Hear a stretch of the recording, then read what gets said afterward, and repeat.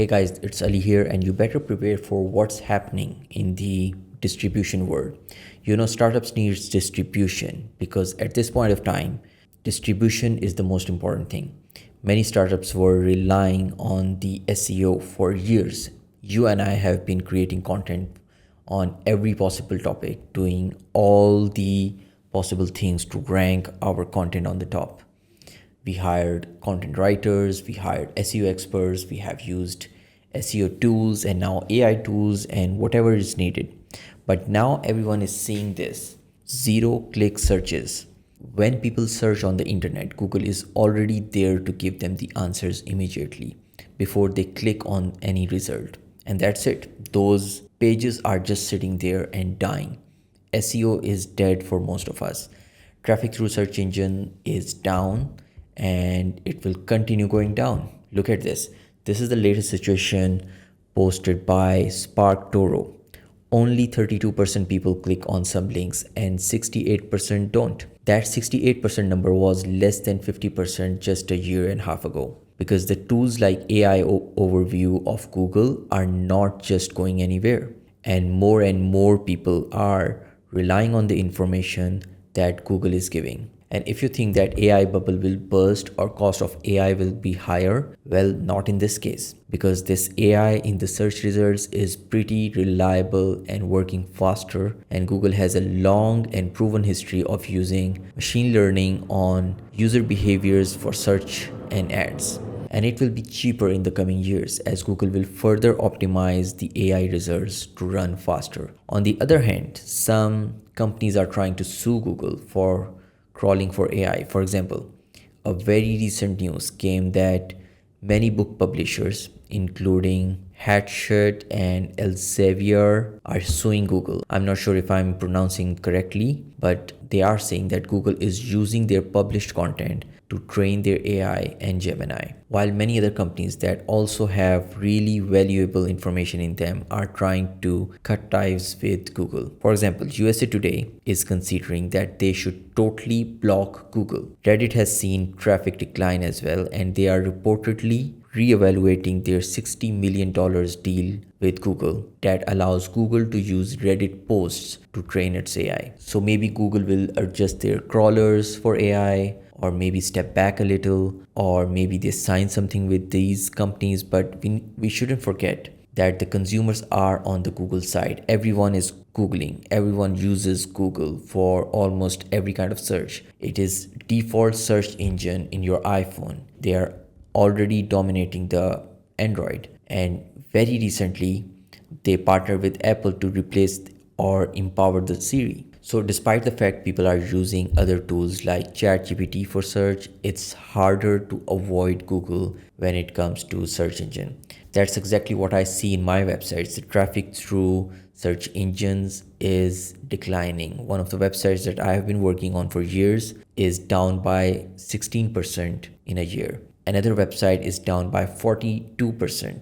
Now the question is, if this all is happening, what should startups do? For those who have been relying on search engine traffic, what can they do for distribution? Considering all this situation, one thing is pretty clear, that stop waiting for SEO to become back to normal, because realistically it's just not going to happen. Now that doesn't mean that you should totally stop creating web pages and don't even think about SEO at all, because SEO works better when users have intent to buy. But I do mean that you should be looking for other options that can help you distribute. There's a lot of meaningful advice from startup folks and VCs that you should look at. For example, recently Paul Irving from GTM Funds, he said that distribution is so difficult that it is becoming the last sustainable moat. They also said that their firm is reorienting its whole diligence process around GTM. Some experts are evaluating other options. One option you should have is the paid ads, but that situation is also not very healthy. According to new data, average CPC has gone up by 42% into B2B. And again, paid ads work better when the intention is high as well. So it has to be very strategic. The higher price should be fine, by the way, because the cost of hiring customer is higher anyway across all channels, And the bigger problem in the paid advertising is that Meta and Google are not sharing enough data with us. How they measure and how they outreach to you has become a black box. Also, many new founders don't even know if the paid really works, so they don't try properly. The other option is an old one, outbound. It still works, but not that promising, because on one side everyone has started using those new AI sales tools, but at the same time the reply rate has fallen off. Also, a challenge for outbound is that Gmail and Outlook are continuously training their spam classifiers, so that makes it more difficult to get a good open rate. One of our researchers shows that the personalized outreach still works and it has shown some promising results even this year, but doing it at scale is a challenge. That's why some data shows that the churn rate of these AI tools is at least 50% in the first month, which is crazy, and that also tells that founders don't know what exactly work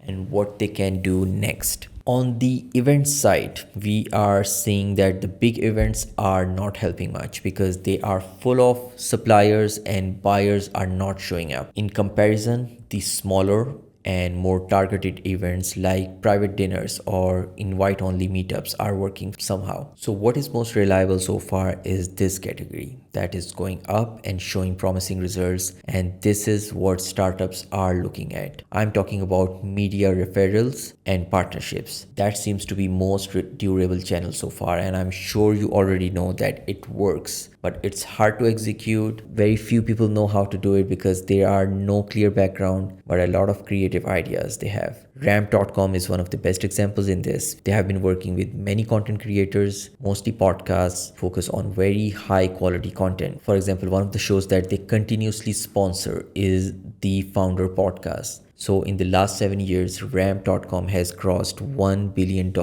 annual revenue. The other example is HubSpot, which is very different. HubSpot has been actually acquiring YouTube channels. They have acquired reportedly 17 YouTube channels so far, and they have a reach of more than 2.1 million people combined, and most of them are business professionals. And if you know HubSpot for a while, you will know that they have been enjoying the SEO for a very long time. They were dominating everywhere, but now they have also seen drop in their traffic. So the partnerships or acquiring the media companies is the new trend now. OpenAI has acquired the TBPN, which has become the go-to place for Silicon Valley listeners. That also show how startups are looking at the new media companies. That brings me to the one last hint for today. Many people still search on YouTube and Google Maps, and so far we don't see any AI overview on these kind of searches because people want to see videos on YouTube and also explore results on Google Maps. So distribution through those channels are highly valuable. So make sure that you don't just focus on the SEO or traditional distribution channels. Though each industry have their own established channels that are working, make sure you run your research carefully before you start spending money on any of them. And no matter what, always hit that like button and subscribe if you haven't done already, because we keep showing you what's happening in the distribution world.